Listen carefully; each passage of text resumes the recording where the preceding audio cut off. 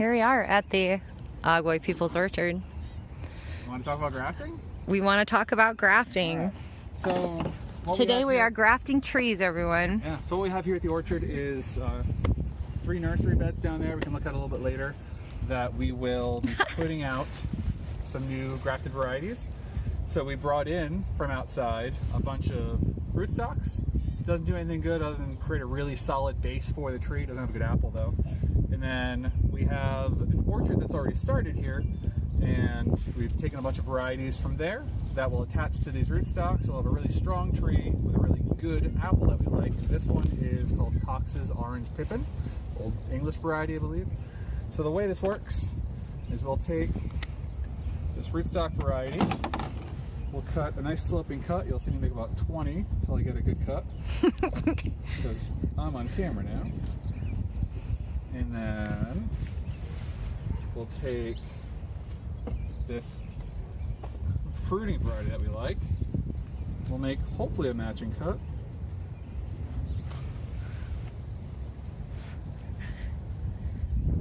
These two will come together.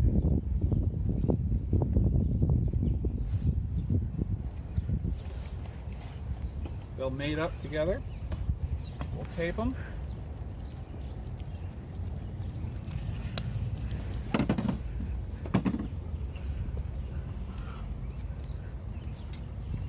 Hi, Al.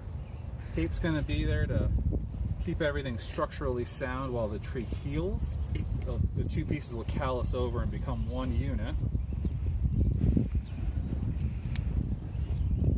We're going to leave just a couple of buds. We don't need much. We'll leave 3 on this one. One of those buds is going to grow up and become the trunk of the new tree.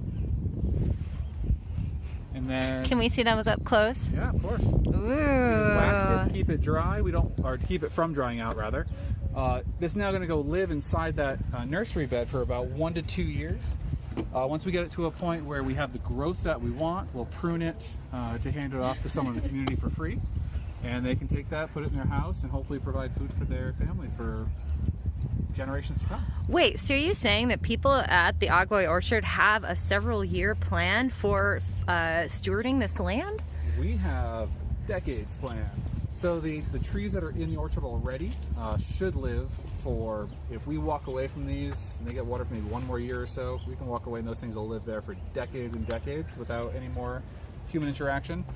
We have a stooling bed over there, which is essentially a propagation space for the rootstock that we have here that we had to purchase this year. That stooling bed will produce rootstocks for, each one of those will last about 15 to 25 years, and they'll continue producing rootstocks so we can keep this program going every year. And the orchard is what supplies us with all the grafting scion material for the top part of the tree. So that portion alone, you've got, if we don't add any more rootstocks to that stooling bed, 15, 25 years. The orchard, some of those are going to live, 60 years, 70 years, based on the rootstock variety that's there. And then the nursery bed, those should be turning over every year or two, based on the growth pattern of the tree, if it's ready to be given out to the community yet or not. Okay, and why are you choosing these particular types of apples? Like, what's so special about these varieties that you've chosen? Yeah, that's a very personal choice based on who's doing the grafting and the choosing, I guess. For myself, I like to choose heritage and heirloom apples that people don't see in the grocery store, to get people a little more exposure, so you're not just picking up Granny Smiths or a Macintosh, which you can go buy at any grocery store in the valley. And why do grocery stores carry those apples instead of some of the apples that you're growing here? Yeah, so grocery store apples are chosen for very specific reasons for mass production. So Granny Smith is a great example. It's developed in New Zealand in like the 70s or 80s. That apple can handle sitting in a truck, getting transported across the country or across national borders, and then sit in a grocery store storage for the next several months, 3 months, 5 months, 6 months, 10 months, and still be brought to market, still be sellable. It's not necessarily produced because of a high nutritional value or because of a great flavor profile. These apples that we're mostly growing here, and there are Granny Smiths here, and there are Honeycrisp here, and there's Fuji apples here. But most of the apples that are here are actually heritage and heirloom apples that have really wonderful flavors, things that you wouldn't necessarily taste in a grocery store apple. but they don't necessarily store well. So you can't keep this thing for the next 6 months and then ship it across the country. They don't do well with that, but we're trying to provide for our community that's here at home. We don't need those qualities in apples. I want to see apples get out to people that are really exciting for them. The other thing that we have growing here that we grafted today, a whole bunch of them already, are some apples from City Creek. City Creek Canyon here used to be an orchard when, back another 150 years back or so, was an orchard up there. A lot of those trees are dying off, and those varieties will essentially never exist again once those trees die. So by grafting them here, we are instilling that genetic material here in this space. That apple variety can then live on, and hopefully will go into some people's homes here in our community, and some are going to stay here in the orchard in perpetuity, so that genetic material can continue to live on instead of just dying off in City Creek, because those trees are at the end of their life cycle up there. So we're trying to save. I forgot to turn Do Not Disturb off. So could you tell us a little bit about the peach trees that you're hoping to find to put here? What Barbara is referring to.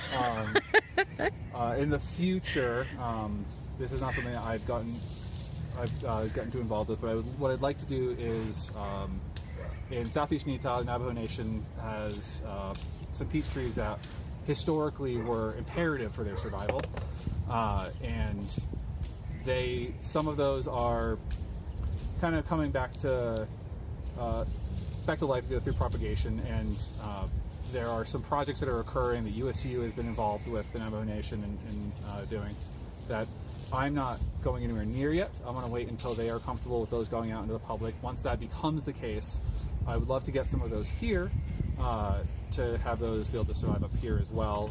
Culturally, they care for them a bit differently. My understanding as of now, and I'd like to get more knowledge here before we touch a single one to put here, but my understanding is culturally they are cared for very well in the first few years, and then those trees are, after a specified period of time, basically set to live on their own, and then there's no more pruning, there's no more watering, there's no more nurturing of the tree. They're essentially nurtured by earth, and then they are harvested as appropriate to support those communities. And I'd love to be able to get those in here and basically treat those with that same respect.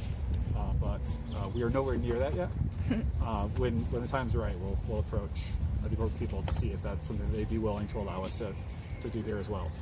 Lots of really cool ideas and plans going forward for the orchard, if we can only keep it going. Yeah, hopefully the city allows us to continue on the way we've been, and we can continue providing for the community as best we can, and hopefully more people from the community can come and join us and work with us. Yeah, thank you, Mark. Thank you.